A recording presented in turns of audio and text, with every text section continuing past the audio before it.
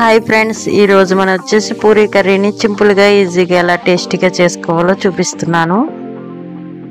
అది ఎలాగంటే కొద్దిగా ఆయిల్ తీసుకోండి. ఆవాలు, జీలకర్ర, ఎండుమిర్చి, వెల్లుల్లి రబ్బలు, కొద్దిగా పచ్చెనపుళ్ళు, మినప గుళ్ళు వేసుకుని బాగా ఫ్రై చేసుకుని ఉల్లిపాయలు, టమాటాలు, క్యారెట్ ముక్కలు, బంగాళదుంప ముక్కలు వేసుకుని బాగా ఫ్రై చేసుకోవాలి. కొద్దిగా పసుపు, టేస్ట్కి సరిపడా ఉప్పు వేసేసుకోవాలి. వేసేసుకుని బాగా మిక్స్ చేసుకుని బాగా వేగనివ్వాలి. వేగాక కొద్దిగా వాటర్, మనం ఎంత కర్రీ కావాలో అంత వాటర్ వేసుకోండి.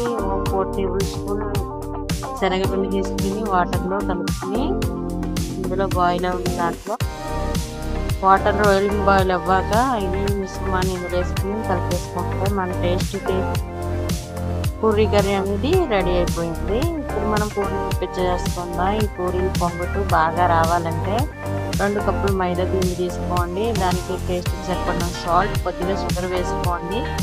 కొద్దిగా ఆయిల్ పోసుకుని కొద్దిగా వాటర్ పోసుకుంటూ చక్కెర పిండిలా కలుపుకుని ఇలా చిన్నగా పూరీలా ప్రిపేర్ చేసుకోండి.